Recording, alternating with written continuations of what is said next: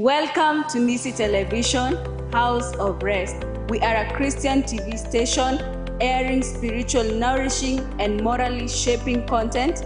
To advertise your product and service or book a preaching session with us, call us on 0745 849622. Stay tuned to Nisi Television.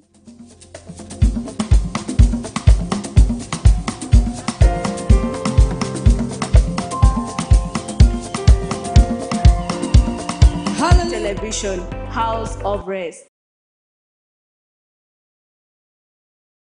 Have you been searching for a plot to build your home? A place with beautiful environment, accessible roads, modern television. The House of Rest.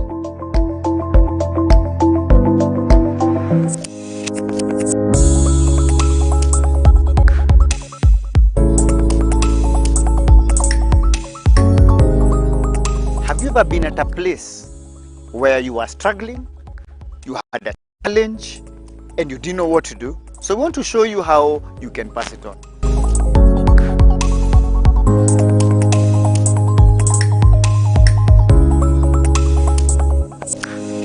Welcome to Pass It On, a show that wants to have interesting conversations on why mentor. We're trying to figure out how can we best influence and help people? How do we help people who need us? How can we plug in the lives of people by mentoring them, by challenging them to address life issues? We are even reaching out to you who's a mentor to see how can you impact somebody's life? How do you challenge them? How do you grow with them? How do you empower? We're going to have conversations around, life issues that young people are facing, for example, things that are relevant. And we're basically trying to say, how can you impact the life of someone? So welcome to this show, Pass It On, looking forward for great, awesome conversations that will transform your life, transform people you care for, transform your family, transform everyone else who's there, who needs your wisdom. Who was a strong personality. And as we were journeying together, I started to realize that I was more interested in having conversations around, female conversations, feminine conversations, things to do with women. And I started to ask myself, what does it mean for me to become a man? And my father, when he would leave, he'll say, I'm leaving you in charge of this home. You are the one, right now, when I'm not there, you are the man. And so I started asking myself, what does being a man mean? What does it look like? How can I become a man that is, straight up, who's doing things that need to get done? How does that look like? And I started to realize my father would come only during the weekends, may not have all the time to teach me all those things. So I started looking for places and people who I felt can invest in my life. And guess what I came around with? I met church was actually the place I went to. And I went to church and I found men and women who started giving me conversations, who'd ask me questions, help me figure life. I remember this one particular gentleman, actually two that are huge. Let me begin with the latest one. His name is Dad George, George Ndongobere. And he was one instrumental man in my life because he not only took me up as one of his sons, but he literally taught me what manhood was. Give me conversations around life, about relationships, about do's and don'ts, beyond culture. Who is a godly man? And I can tell you I'm here because of that George, because he invested in my life. But let me go back to now the other story. If my father was present, but he was not so present, church became the answer. And so that means then that there are opportunities that we have been given, where we stay, maybe in the community where you stay, in the flat that you stay, there are young people there who are looking for somebody who can give them wisdom. And all these things are to say, how can you plug in the life of someone? How can you empower? How can you develop? How can you, ensure that a young person doesn't go astray because you're there? Or the other way of looking at this conversation is, what about you just deliberately saying, all the mistakes I've ever made, I will not allow a young person near my life to make them? What would happen if every one of us decided that we are going to, do the best we can to invest and impact other people? There's a verse I like, 2 Timothy 2:2, and the Bible says this. It says, 2 Timothy chapter 2, verse 2. And what you've heard from me in the presence of many witnesses, entrust to faithful men who will also be able to teach others also. And what you've heard from me in the presence of many witnesses, entrust to faithful men who will also be able to teach others also. And so this conversation is now Paul is talking to Timothy and saying, I am the first generation, so I want to entrust you with information as Timothy. So first generation is Paul, second generation is Timothy. The third generation, that whatever Timothy is learning from Paul should transfer to, is faithful men, and then those faithful men will translate it to others. 4 generations. Now, how many of you have 4 generations of people who are receiving from your life? How many of you that the wisdom you've learned, the experiences you have, the exposure you have invested it in the next generation, that have invested in the next generation, where you have 4 generations of transformation? Most people, and I think Miles Monroe said it well, that the richest place is a grave. Because that's where, books that were not written, songs that were not sung, poetry that never came out, never saw the light of day. And for me, a lot of wisdom. If you audit your life right now, as a mentor, you could be a parent, you could be a professional, you could be a pastor, you could be a leader, you could be just somebody who does business. Do you know the wealth and the wisdom you've accumulated? There's a young person there looking for it. And when I say young person, I don't mean just in terms of age. I also mean in terms of they're inexperienced. They don't have the competence you have. They don't have the knowledge you have. They haven't even learned how to do things. And you can step in their lives deliberately and begin to empower them. How come young people are making mistakes? Post-COVID, we realized that, we've heard of schools being banned, and all these are young people who are probably going through depression, and they're probably going through challenge areas. And they're looking for somebody who can tell them, no, this is how you manage stress. This is how you manage change. Oh yeah, we know your education was postponed, with 8 months, but guess what? It is life. You can continue to live. You can do things differently. Guess who they are needing? So are you passing on the wisdom that you have? Looking at your life, are there things you're allowing to pass? Opportunities that young people are not getting because you are not talking. This goal, and this show has 3 goals. The first goal we are having is to be able to challenge you that you can mentor. You can mentor. You can invest in the life of someone. You can make their lives better. They don't have to repeat mistakes. You're there. As a parent, we also want to bring this conversation and tell you, hey, you know what? You can literally enable your children to live a better life. So the day of you giving instructions and saying, I don't want to see somebody doing this, I may be over. But you can begin the conversation and start to say, you know what, my children, this is why. This is why we do this. This is why we don't do this. This is why we have this vision. This is why we have these values. This is what we are trying to do. It could also be for you as a young person, and you're saying, can I get wisdom from someone? Can somebody teach me how to do life? What can I do? And here we talk about just, conversations around peer pressure, about, issues, normal issues that young people face. And, every so often, every bi-weekly, we'll bring someone to just bring this show and come to the show, and we talk about issues, talk about challenges, talk about experiences and all those things. Why are we doing all these things? I did a research, 2 that I'm going to tell you. The first research that I did is I went to around 400 pastors from different denominations, and I was trying to just figure with them and ask them, how many of you are understanding, that there's a generation that is getting lost, that doesn't seem to know what they need to do? And when I talked to these 400 pastors, 2 things came up. One, many of them said, yeah, we have young people in our churches. Yes, we know, yeah. And then we asked them, how many of them are going through life, discipleship, and are going through mentorship? Statistics came this way, that only 10% of people who are below 40 understand what discipleship is. They literally don't know what it means to walk with the Lord practically. In the area of mentorship, which was the second gap, was that 95% of young people don't have a mentor, which means they not only are not walking with the Lord, they don't have someone who's deliberately helping them figure life. How do I grow? How do I change? How do I deal with pressure? What do I do? Only 5% of young people out of 100 have someone who's deliberately journeying with them. And now these 2 challenges of discipleship and mentorship are bringing this conversation. No wonder young people will not manage their time well. They don't manage their treasure well. They don't know their purpose. In fact, in that statistics, in stewardship and purpose, 97% of young people don't know why they exist. So they're chancing on through life. Imagine, 95, 97% don't know why they're here. And most of them are in church, which means that the same God of purpose who lives in church, or who should be found in church, their young people are not getting him. They are not able to understand their why.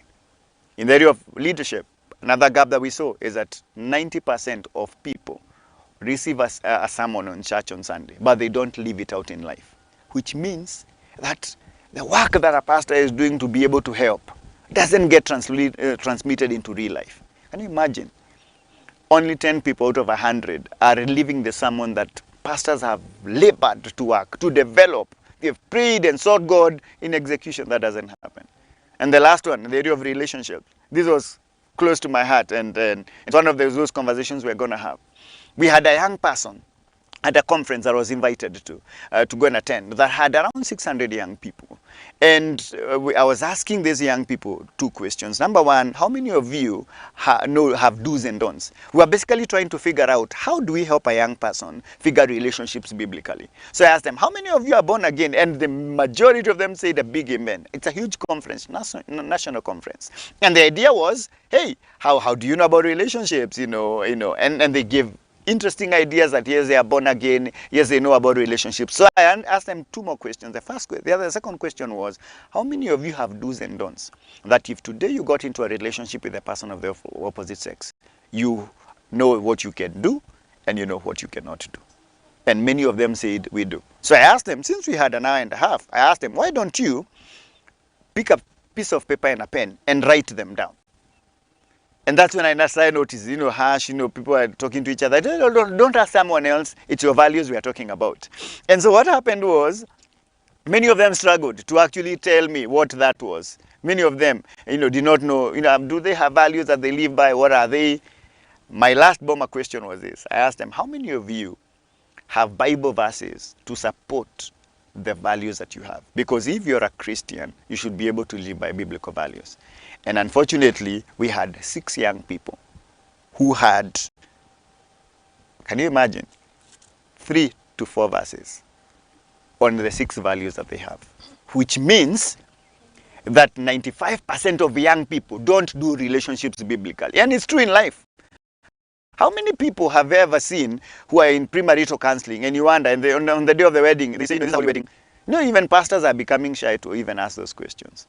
How many of you have seen young people do relationships and do them well?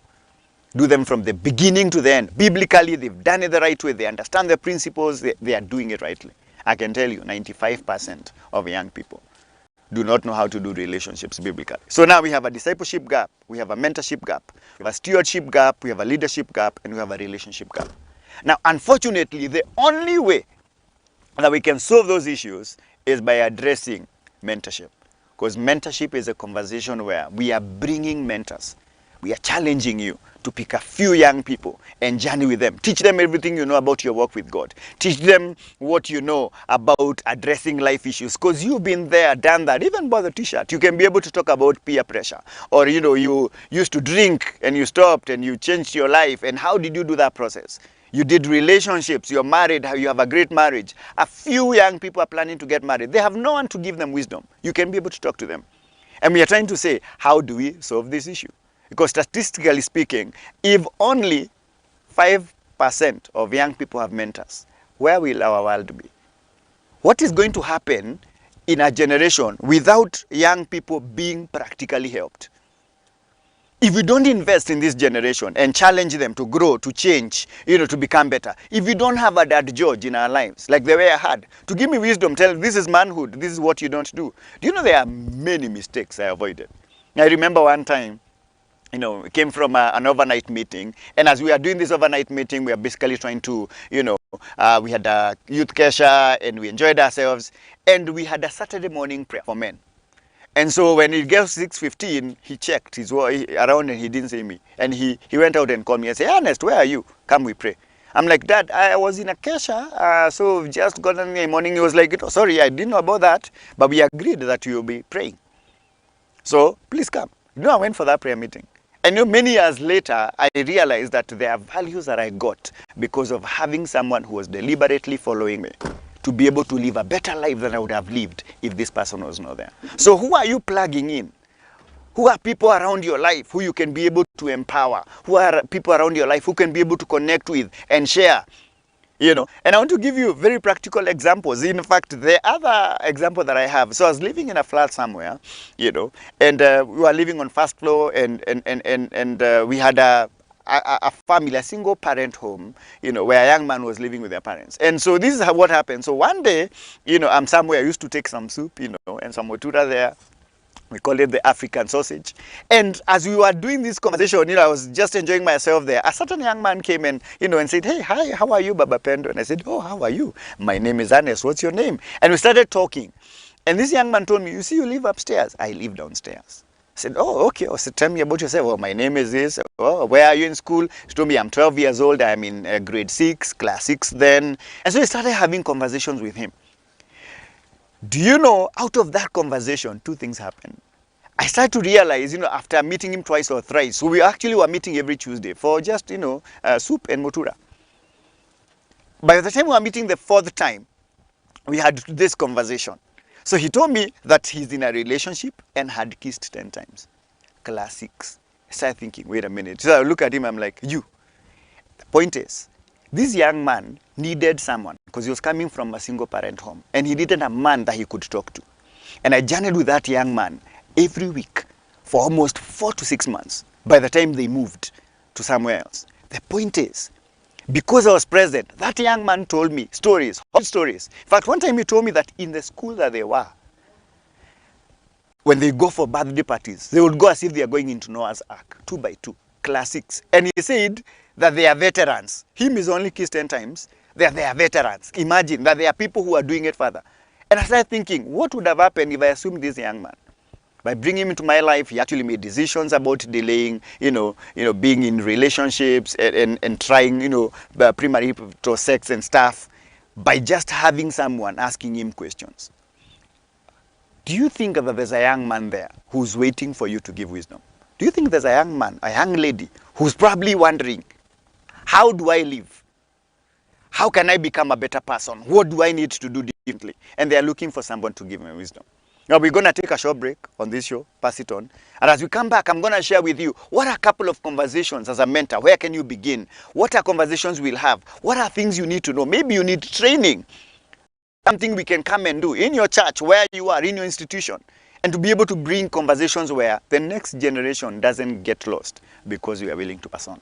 See you in a few minutes. You are now watching Nisi Television, House of Rest.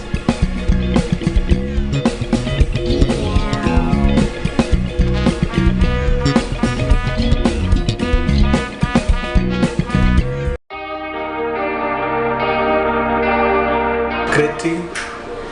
Welcome to Atmos Property Management Company. We're happy to introduce to you Atmos Property Management. We are a one-stop shop for property management solution. We exist to offer exceptional property management services, connecting tenants to well-managed residential houses for both family and individuals. We know that property investors seek to have a trustworthy partners to manage their properties, investments, while tenant expects to have a place to call home and a serene environment to live in. We as Atmos Property Management, we are here to ensure that you are catered for. Our value is utmost honesty, integrity, utmost commitment, true service, utmost care to our clients and properties, utmost competence, professionalism, utmost collaboration, unity of purpose. We offer a variety of services including rent collection, timely and consistent collection and remittance to landlords, filling vacancies, ensuring full occupancy for your property, tenants management, meeting tenant needs and ensuring your investment utilization is in order, market appraisal and information scanning to ensure our clients are in the know in regard to what's happening which has potential to impact property owners in any way. We are located at Daniel Stephen Memorial Center Building, room number RC3, second floor, opposite Kahawa West City Council Market. Welcome to Nisi Television, House of Rest. We are a Christian TV station airing spiritual, nourishing, and morally shaping content. To advertise your product and service or book a preaching session with us, call us on 0745 849622 or 0722358590. You can also email us at nisitv2020@gmail.com. Nisi Television, House of Rest. You are now watching Nisi Television, House of Rest.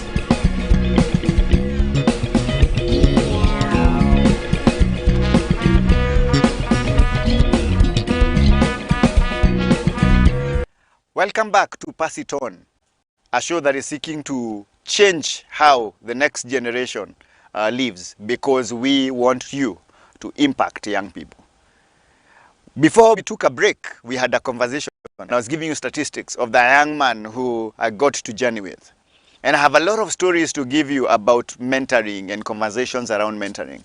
Let me begin with this. Are you a mentor or a tormentor? Now, I was in a pastor's conference and I asked that question. And there's one pastor who totally got offended by me asking, are you calling me a tormentor?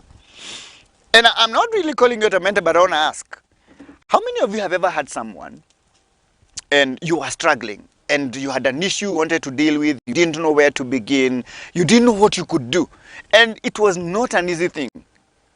But then somebody came alongside you, and they came and they intervened, they gave you the wisdom you needed, maybe helped you where you needed help, and they made your life better. Because they were present, your life actually became better. You got to solve.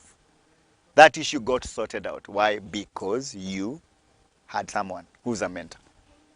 And have you ever been in a situation where you're struggling and you need wisdom and direction and no one is in sight to help you? Like literally no one. And you struggle with it, you make mistakes, you do all those things. But when you look at around your life, there are actually people who've been there, who've gone through situations, they have solutions. For example, you want to get married. And you wanted to get married and figure premarital counseling and what are roles for husband, for a wife, and all those things. And there was no one in sight. And then now once you have gotten in marriage and people's like, yeah, we saw you making mistakes. And you're thinking, you must be a tormentor. Why? And you saw me make mistakes and you didn't tell me. The generations that we are having right now are actually looking for mentors. People who can step in. Remember the feeling you had when you had somebody come and help you figure out life. They came for a season, they came even for one reason, or they've been there for your lifetime. Like for me, my dad George was there present for a lifetime. He was there with me for a very long time, 7 years.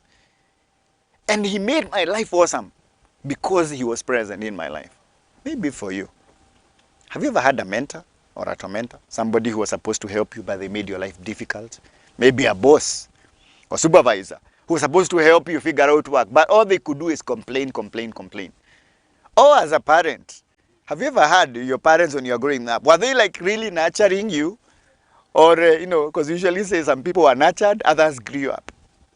Which one are you? Were you nurtured and helped to see life and what needs to be done and what can change? Or did you just shoot up, made mistakes, learned along the way? And now that you're there, you are actually having now people making the same mistakes and you're watching. Do you know a young person who's struggling with something that you can help them with? Do you know someone who needs your help? They need wisdom. Because you've been there and done that. You can look at them and say, you know what, this young man is actually going to mess up. Because you are there. What are you doing? Now, this is what we're trying to say. Can you mentor? Can you deliberately invest in a few young people? We've even developed a strategy that we are calling 4-on-1.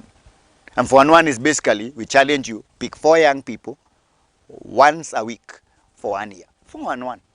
And the idea is wisdom, So I know you're a busy Kenyan, you're probably in a professional world, probably in church or wherever you are, but you're a busy person. All we want you to do is spend 1 hour a week.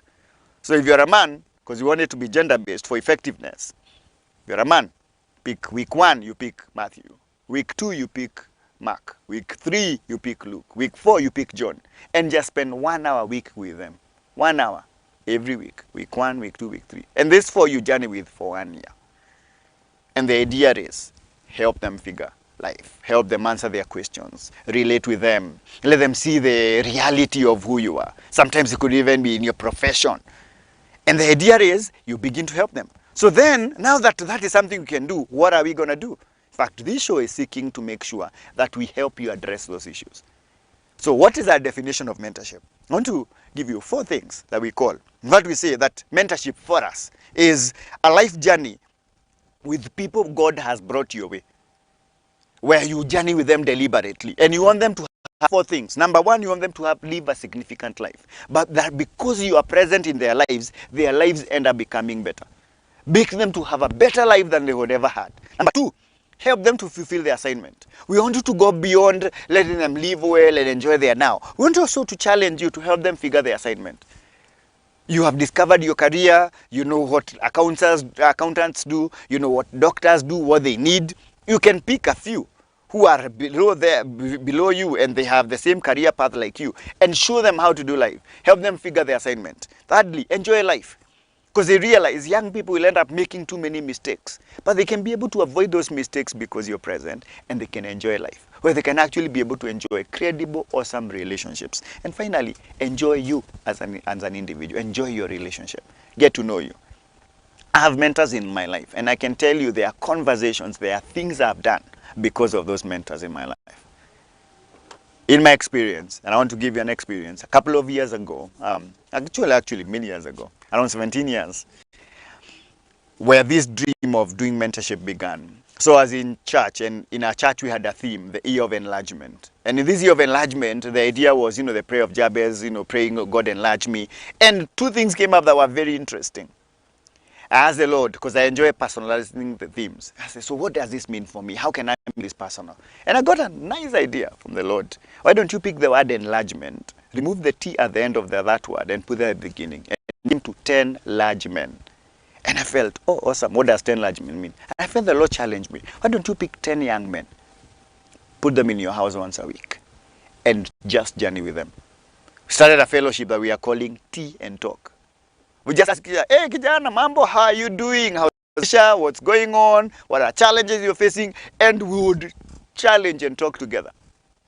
In fact, this conversation became so huge, sometimes they'd ask me questions that I didn't have answers for. And I'd go to Bishop Mulandi and say, hey, what's this thing? I go to pastors who are there, Reverend Baila, and ask them, how do you deal with these things? Young people asking these questions or all these things. And you know what? Our fellowship grew. As we talk, 12 years later, all those guys have done a holy wedding in church. 2 did not manage, things didn't go well for them. But the 10, the first who are consistently there for a couple of years, have done a holy wedding in church. 3 of them are actually ministers of the gospel. I started asking myself, what in the world did I do? How did I do it differently? And all I did was, I was present, we took tea, we did life. Sometimes we used to call them once a month and ask, hey bro, how are you doing? How's Maisha? How are you dealing with the relationships? Most of them were in college, And we've journeyed over and over. I remember one of them, very proud of that young man, now married, with 2 girls. This young man was in class 7. And we just started having conversation. And his life has changed. And I'm asking myself, wait, if I could do this with just a couple of young people, what about if we did it with youth workers and mentors and professionals and guys who already have the wisdom and the experience? We can turn this world around by having people like those. And we start doing outreaches to pastors and churches and institutions, say, hey, we can train your teachers to actually mentor these young people. So beyond academia, they can actually be able to show them how to live life. Somebody said that we are training academic fools. They are very bright, but they don't live their life. Their character does not support the type of life that they've already acquired. Doctors who still don't live life the right way. Lawyers who don't live well. Have you ever seen somebody up there, but you see their life and you're like, something you totally missed out? We want to avoid those things. And so the question that I have for you, as a parent, as a mentor, what are you doing to invest in another young person's life? Can you pick 4 young people and journey with them? And then now we make the promise to you that once a week we're going to bring this show, we're going to bring a conversation so that we address issues. In fact, there are a couple of things, some of you may be thinking, so how does mentorship go?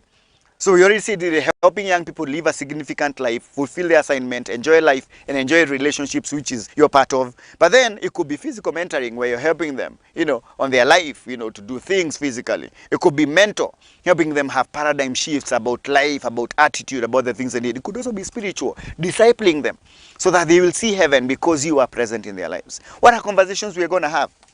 Couple of conversations that we're going to have here, and I want to just give you, we're going to talk about why God values young people. Why should we invest in young people? Why do God invest his life? 2/3 of our generation, according to Joel 2:23, 2/3 of the prophecies that were made were supposed to be fulfilled by young people. They're supposed to be the ones who are seeing visions. They're supposed to be the ones that are, as men are dreaming dreams, they're seeing visions and they're prophesying. How many young people have you seen operating in visions, picking out patterns from God and living them in life?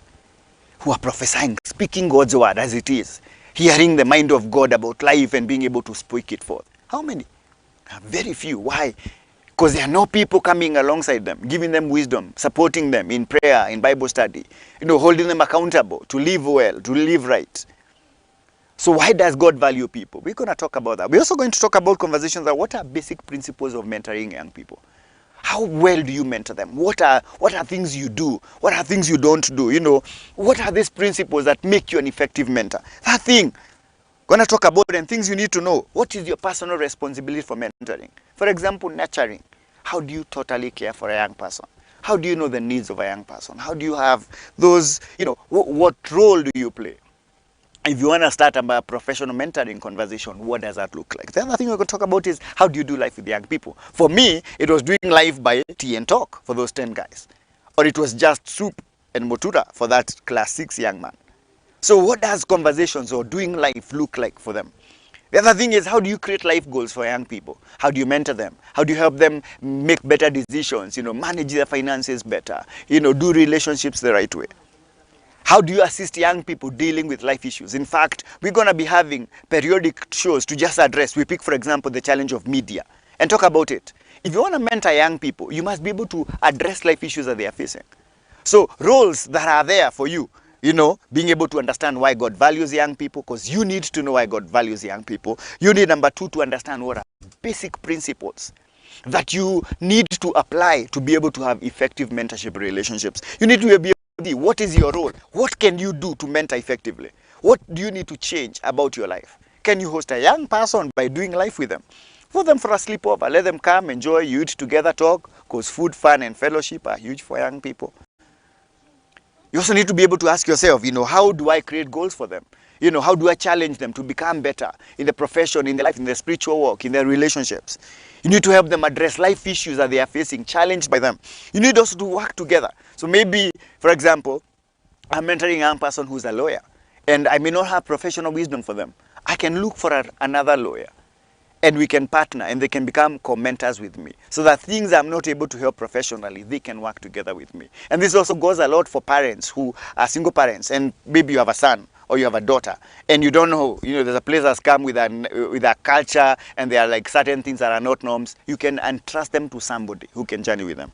Also, we need to also challenge these young people to become mentors, so that as you've journeyed with them for a year, the following year, they can be able to become better. What am I trying to say? We are trying to say, what can you do? My conversation is, what can you do? Is there a way you can move from to mentorship, by keeping quiet when you have the wisdom, to actually deliberately investing your life in someone? Do you know if you picked 4 young people every year, for 5 years, you'll have 20 discipled and mentored young people? And forget you're even born again. What are wisdom? What is wisdom that you have? What are values you've learned? Things you've already done, tested, tried, you've done them, you made mistakes, huge ones, and you say, in my life, I will not allow 2 young people to mess up the way I did. What can you be able to do? My challenge is, we have a generation that is getting lost. Young people not knowing what they need to do. And you are there, and you have wisdom, and you can help, and you can support. What stops you? For you who's a Christian, Jesus died for you, right? He came all the way from heaven, lived amongst us, challenged us, grew with us. And now, you have salvation. And now you have promise of eternal life, a better life that you could ever have, the greatest mentor of all. pull coming from heaven as God to become a human being and living like a human being so that he could be able to lead you and show you how to live righteously, and then give you by his death on the cross, so that all of us can have eternal life. Is that an opportunity you have? And if Jesus could do that for you, what can you do for somebody else? Can you help them spiritually? Can you help them financially? Can you mentor them, you know, in their personal growth lives? Can you challenge them in their spiritual lives, in ministry? Can you challenge them in their marriage? What can you be able to do? We want to challenge you. I want to challenge you as I conclude our conversation today that there's a lot of need out there. And you don't need to look far. In fact, 4 places you can check if there are people who need you.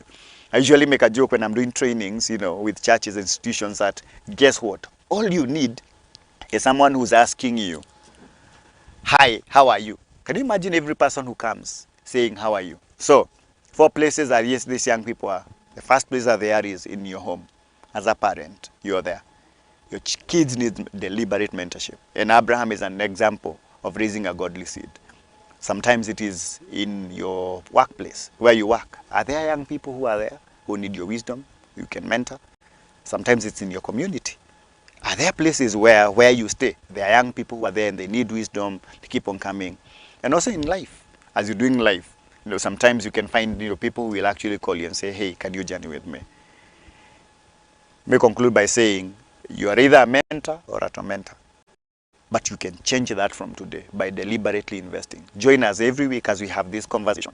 And as we challenge you, next week we are going to just talk about, you know, how do you practically mentor young people? And what are experiences of people that have mentored and their lives have gotten changed, like the way mine was changed because somebody invested in me. So see you next week. I'm looking to see you and have this conversation with you. I leave you with this. You are either mentoring or tormentoring. Begin mentoring now.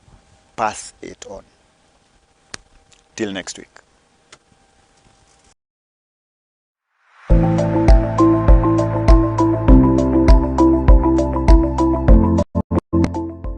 Welcome to Nisi Television, the house of rest.